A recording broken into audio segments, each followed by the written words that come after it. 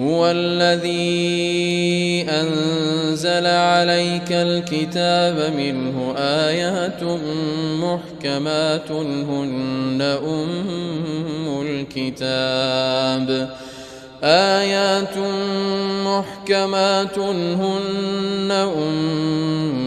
الكتاب وأخر متشابهات فأما الذين في قلوبهم زيغ فيتبعون ما تشابه منه ابتغاء الفتنة وابتغاء تأويله